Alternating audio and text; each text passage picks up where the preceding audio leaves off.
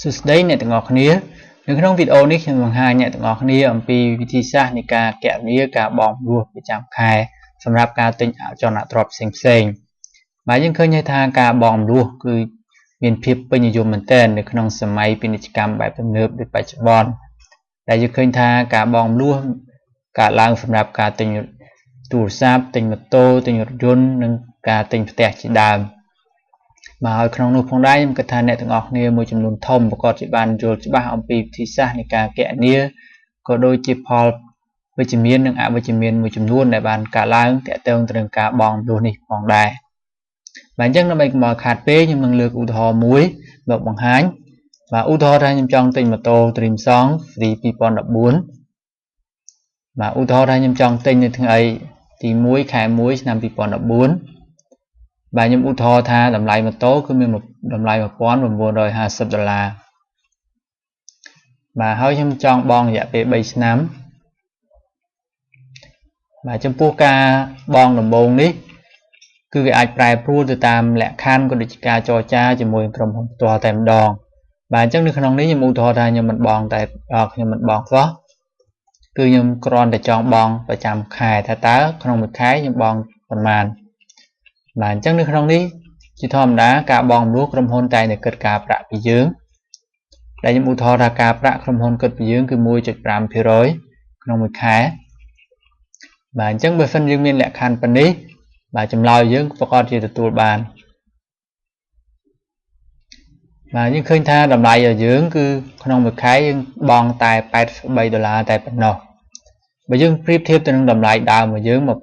$1950ហើយយើងបង់មួយខែ$83យើងគិតថាជាចំនួនមួយតិចតែយើងអាចធ្វើការបង់បានយ៉ាងងាយប៉ុន្តែបើសិនយើងធ្វើការចាប់អារម្មណ៍បន្តិច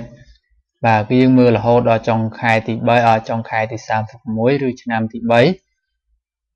បាទយើងឃើញថាតម្លៃសរុបរបស់យើងម៉ូតូរបស់យើងគឺមិនមែន$1950ទេគឺយើងឡើង$3003បាទបើសិនយើងឃើញតម្លៃបែបនេះពីដំបូងប្រហែលយើងមិនចាប់អារម្មណ៍ឬក៏យើងមិនហ៊ានការបង់ព្រោះទេបាទសួរថាតើតម្លៃដើម$1950ហើយនឹងតម្លៃ$3300នេះវាកើតឡើងដោយសារអ្វីបាទអញ្ចឹងយើងនឹងបង្ហាញត្រួសតាក់ទងនឹងវិធីក្នុងការគណនាបាទអញ្ចឹងតាមពិតនៅក្នុងនេះក៏ខ្ញុំបានបង្ហាញដែរអានេះតម្លៃ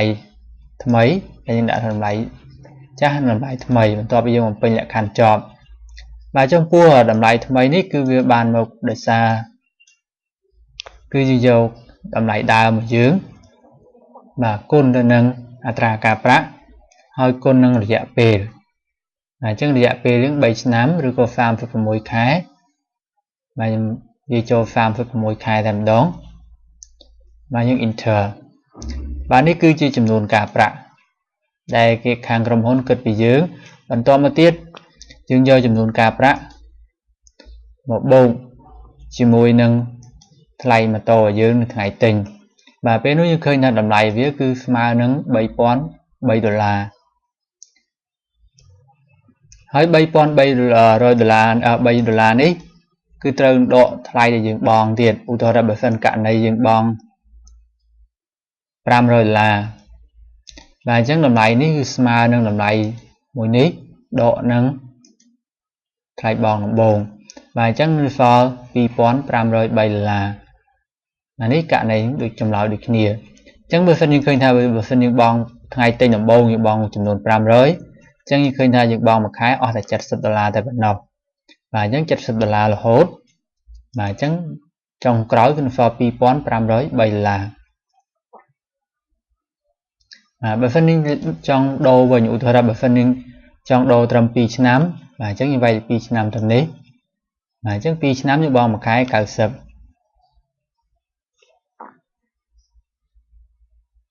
នេះ2ឆ្នាំ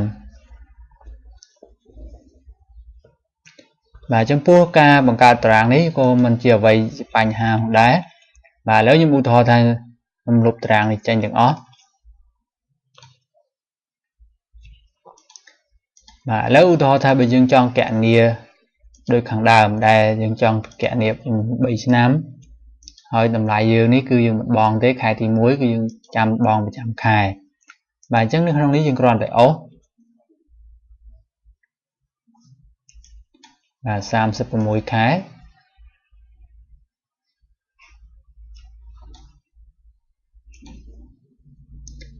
và to mới tiết ngày khai ở dưới bài chắc sự khâm tha nẹ từng ọc nia bởi phân diện ban tu sna video được nhằm miền vì môn mốc khởi nạc lại nấy nhưng mình phiệp tế và nghi tế cứ dừng trao được môn muối chúng ta in đến bài chắc start đến cứ ngày khaiอย่างtính khama muối đã lệ muối cứ khai bằng tóm và chắc khai TP có được nhiều phòng đáy trong trao in đến và khama lệ mùi và nếu như ai ọc cho bàn và trong phố ca bongประจำ khai ca bongประจำ khai cứ dừng còn đây dược đầm lại tham mây ở dưới níมันต่อไปยังแกะเนี่ยหายมาให้ยังไม่ใจนึงจะโดนคายจังยังใจนึงใบคนดอกปีให้ยังทุกการออกจากดิกนี้หรือยังดัชมาให้จำเลยนี้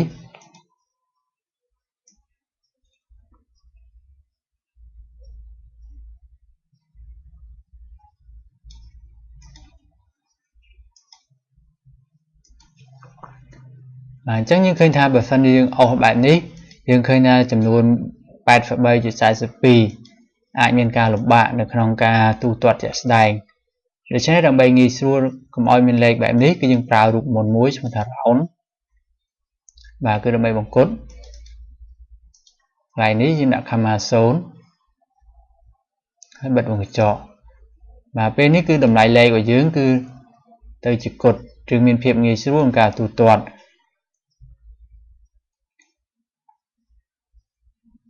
vàបន្តមកទៀតនៅពេលដែលយើងបង្គុត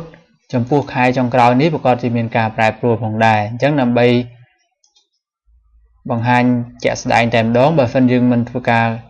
កែប្រែអ្វីទាំងអស់មានថាមួយខែ$83រហូតនៅពេលយើងបូកចុះយើងអាចដាក់ស្មើសាំ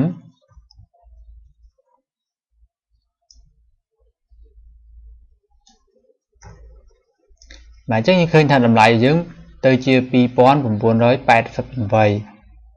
$2988 យើងឃើញថាតម្លៃយើងមិនទាន់គ្រប់នៅឡើយហើយអញ្ចឹងនៅក្នុងកន្លែងនេះ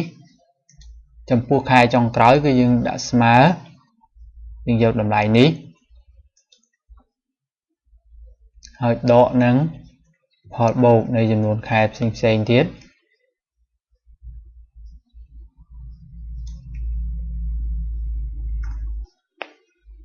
គឺការកណនីបែបនេះអញ្ចឹងយើងឃើញថាចុងក្រោយបំផុត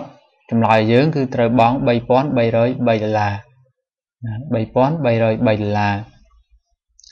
បាទនេះគឺជាហេតុផលដែលធ្វើឲ្យលេខនេះយើងដឹងហើយថាតម្លៃទាំងពីរនេះមានការប្រែប្រួលខុសគ្នាគឺវាអាស្រ័យទៅលើការប្រាក់ហើយក៏យោងទៅតាមរយៈពេលផងដែរបើសិនរយៈពេលកាន់តែវែងពេលនោះចំនួនការប្រាក់មានការកើនឡើងកាន់តែខ្លាំងបាទអញ្ចឹងខ្ញុំគិតថានៅក្នុងវីដេអូនេះខ្ញុំបង្ហាញអ្នកទាំងអស់គ្នាបែបនេះក៏ដូចជាសិស្សភាគច្រើនដែលកំពុងតែសិក្សាមេរៀន Excel បាទយើងអាចអនុវត្តមេរៀនតារាង Excel មានលំហាត់មានរូបមន្តមួយចំនួនដែលអាចមកប្រើបានជាពិសេសចំពោះរូបមន្តការប្រាក់បាទអញ្ចឹងក្នុងវីដេអូនេះសូមចប់តែប៉ុណ្ណេះសូមអរគុណ